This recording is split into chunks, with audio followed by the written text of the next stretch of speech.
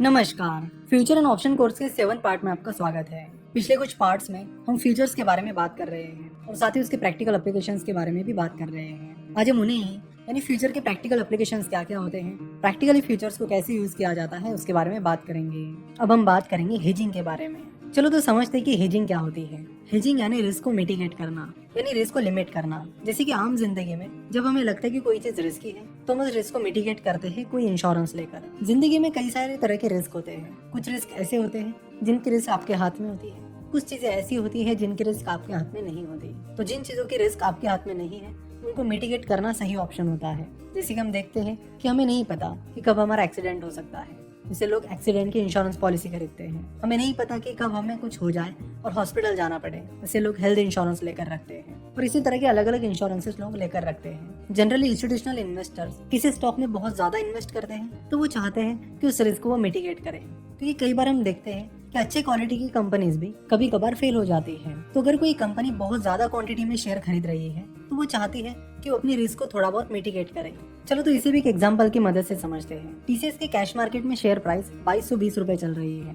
ना कोई बड़ी कंपनी या कोई इंस्टीट्यूशनल इन्वेस्टर बहुत ज्यादा क्वांटिटी में टीसीएस के शेयर खरीदना चाहता है। वो चाहते हैं कि वो टीसीएस के 1 लाख शेयर खरीदें। ना 1 लाख शेयर खरीदने के बाद अगर शेयर की प्राइस ऊपर जाती है तो उन्हें अच्छा खासा प्रॉफिट होगा, अगर शेयर प्राइस नीचे चले जाते हैं तो उन्हें लॉस होगा। तो साथ ही वो कंपनी चाहती है कि वो अपने रिस्क को भी मिटिगेट करे, क्योंकि वॉल्यूम बहुत ज्यादा है इसलिए वो कंपनी भी ज्यादा रिस्क नहीं लेना चाहती है। ना इस रिस्क को मिटिगेट कैसे करें, तो उस कंपनी ने इस रिस्क को मिटिगेट करने के लिए टीसीएस के कुछ फ्यूचर्स को शॉर्ट कर दिया। उस कंपनी ने डिसाइड किया कि वो टीसीएस के 1 लाख शेयर 2220 रुपए की प्राइस पर खरीदेगी और साथ ही इसी प्राइस पर उन्हें टीसीएस का फ्यूचर कॉन्ट्रैक्ट भी मिल जाता है। तो वो चाहते हैं कि वो टीसीएस के 25,000 शेयर इसी प्राइस पर शॉर्ट करें। तो जैसे कि हमें पता है कि जब आप किसी शेयर को शॉर्ट करते हो तो जैसे उसकी प्राइस नीचे जाती है आपको प्रॉफिट होता है और शेयर प्राइस ऊपर जाती है तो आपको लॉस होता है। जबकि नॉर्मल केस में यानी कैश मार्केट में जो नॉर्मल केस होती है उसमें जब शेयर प्राइस ऊपर जाती है तब आपको प्रॉफिट होता है और जब शेयर प्राइस नीचे जाती है तो आपको लॉस होता है। तो यहाँ पर 1 लाख शेयर्स खरीदे गए हैं और 25,000 शेयर्स उसी प्राइस पर यानी 2220 रुपए की प्राइस पर शॉर्ट किए गए हैं। तो ये शेयर प्राइस 2220 रुपए से 2230 रुपए हो जाती है तो 1 लाख शेयर्स पर 10 रुपए यानी 10 लाख रुपए का प्रॉफिट हो जाएगा। वही उन शॉर्ट किए हुए फीचर्स पर आपको 10 रुपए का लॉस हो जाएगा। और आपने 25,000 शेयर शॉर्ट किए हैं तो 25,000 multiplied by 10 is equal to 2.5 lakh. तो कैश मार्केट में 10 लाख का आपको प्रॉफिट हुआ और उन शॉर्ट किए हुए शेयर्स पर आपको 2.5 लाख का नुकसान हुआ। तो 10 लाख जिसमें से 2.5 लाख माइनस किए जाए तो आपको 7.5 लाख का प्रॉफिट हुआ। वही ये प्राइस 2220 रुपए से 2210 रुपए हो जाती है तो उन 1 लाख शेयर्स के लिए आपको 10 रुपए का लॉस होगा।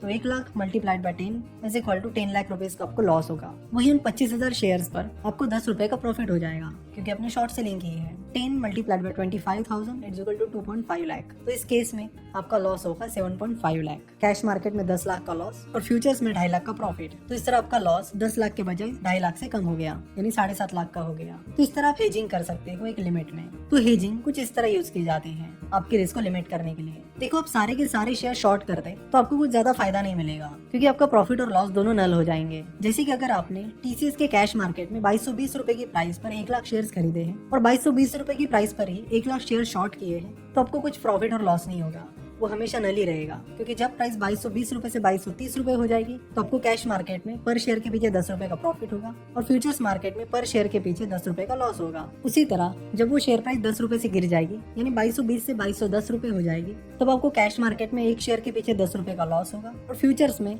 एक शेयर के पीछे 10 रुपए का प्रॉफिट होगा। तो अल्टीमेटली सिचुएशन नल हो जाएगी। तो आप सेम शेयर कैश मार्केट में खरीद रहे हो और सेम क्वांटिटी पर शॉर्ट सेलिंग कर रहे हो तो आपका प्रॉफिट एंड लॉस नल रहेगा, उसमें कोई सेंस नहीं बनता है। जैसे जितनी आपकी क्वांटिटी है उससे थोड़ी सी क्वांटिटी आप शॉर्ट कर सकते हो यानी जो कैश मार्केट में पोजीशन है उसके अपोजिट पोजीशन ले सकते हो और अपनी कुछ रिस्क मिटिगेट कर सकते हो। तो आशा करता हूँ कि आपको शॉर्ट सेलिंग और हेजिंग दोनों चीजें समझ में आई होगी। आगे चलकर हम ऑप्शंस के बारे में बात करने वाले हैं जो कि काफी इंटरेस्टिंग है। सो वहाँ पर भी हम हेजिंग के बारे में फिर से बात करेंगे। आशा करता हूँ कि आपको वीडियो पसंद आई होगी। वीडियो देखने के लिए और हमसे जुड़े रहने के लिए आपका बहुत बहुत धन्यवाद।